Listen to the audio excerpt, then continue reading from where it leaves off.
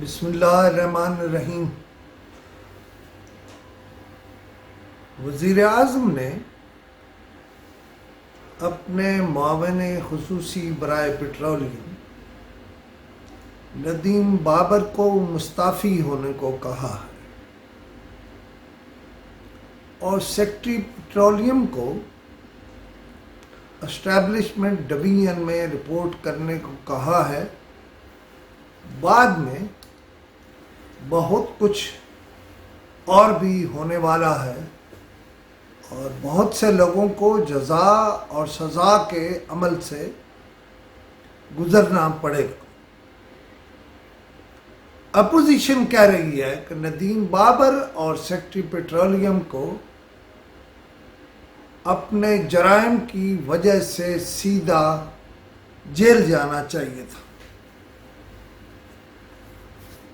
میرا اس پر کوئی تبصرہ نہیں، لیکن یہ جو عمران خان نے کیا ہے، یہ عمران خان کا بطور وزیر اعظم پہلا چھکا ہے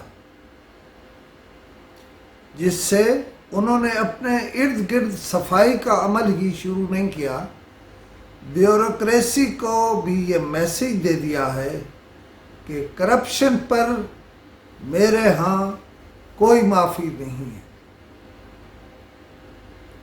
پیٹرولیم کے بحران پر عمران خان نے یہ پہلا انصاف کیا ہے، مگر اب سوال یہ اٹھ رہا ہے